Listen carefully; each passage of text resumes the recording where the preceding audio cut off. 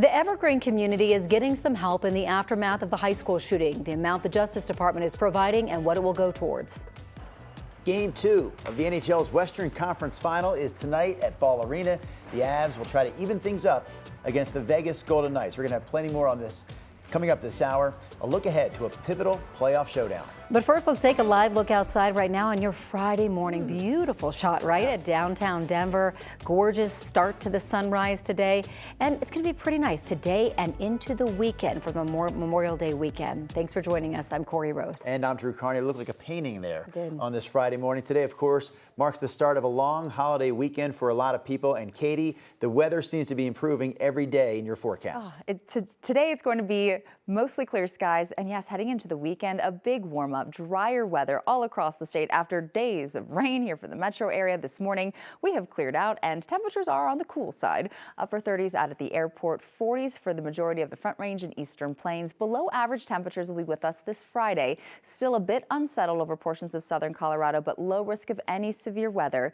As we get through the weekend, temperatures warm, will dry out. A few isolated storm chances here and there, but this Memorial Day, it's going to be 80s and mostly sunny skies. Now, yesterday we had a severe thunderstorm watch and a couple of severe warned storms. A line of thunderstorms off to the east of Colorado this morning, and we are left with some gusty outflow winds from Akron, Ray, down through Lamar, so breezy over portions of the eastern plains, but dry.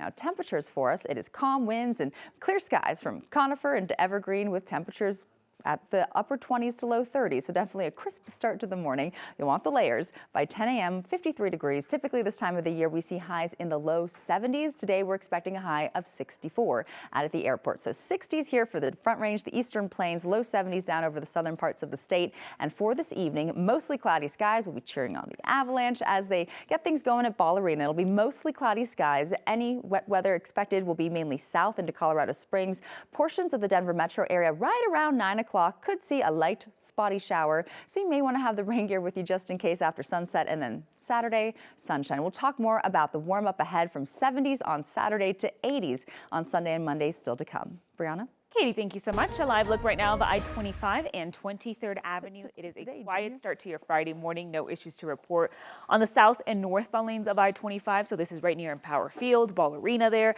I'm sure later this afternoon when the Avs start to play at Ball Arena, I'm sure we're going to see a lot of traffic up and down I-25. But right now, definitely take advantage. No issues to report there. I do want to switch things over to our main maps and get to your drive times. Zooming into southbound I-25 from 144th down to 76, only about 8 minutes.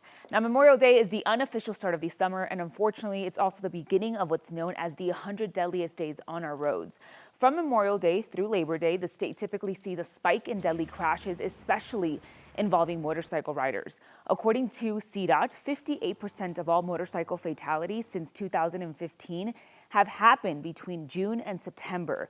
With a busy holiday travel weekend ahead, expect to see more state troopers and law enforcement officers out on the road. I know today they are going to be doing a lot of enforcement. So here's a look at some of the ways that we can prevent crashes this summer. First and foremost, always drive sober. If you've had too many, rideshare is the safest option. Be sure to obey all traffic laws and speed limits and avoid any distractions that could take your eyes off the road, especially using your iPhone. Definitely some good reminders there, Brianna. Thank you very much. Meanwhile, in our other headlines here at 5 o'clock, Denver police investigating a deadly shooting on East 53rd Avenue near Chambers Road in the Montbello neighborhood. The only information we have right now about the victim is that they were a minor. The Montbello Rec Center seems to be at the center of the investigation. It's not clear what led up to the shooting, and so far police have not reported any arrests. Colorado has been struggling with what to do with criminal defendants deemed mentally incompetent to stand trial. Yesterday, Democratic Governor Jared Polis signed a bill to address that. It updates the state's competency laws to make sure people who are not mentally well enough to undergo the legal process and pose a danger to themselves or others are not to be released back into the community. They would instead be connected to services and placed in a facility. Right now, defendants can be released and have their charges dropped. In several high-profile cases, those same defendants have reoffended. The Trump administration is providing $1.3 million to help in the aftermath of the Evergreen High School shooting, which we know critically injured 2 students last September. The Department of Justice says this grant money will be used for several things, including counseling services. It will also support the Evergreen Resiliency Center, designed for trauma support, and will help reimburse the Jefferson County Sheriff's Office for overtime pay. Fort Morgan city manager is worried the lockout at the Cargill beef processing plant could have a substantial impact on the city. The company started closing off the plant to employees Wednesday after union members rejected the company's latest contract offer. Cargill put up barriers and signs Wednesday. Yesterday, workers rallied outside of the facility, and the union says its members declined the contract offer because they deserve higher pay and better health care. Cargill maintains its offer is fair. The company says it locked out employees because uncertainty surrounding work could create operational and safety concerns. 12,000 people live in Fort Morgan. The city manager says roughly 2,000 work at that plant. It is not clear how long the lockout will last. Cargill says they have moved cattle to other facilities, so they don't think this will have an impact on production.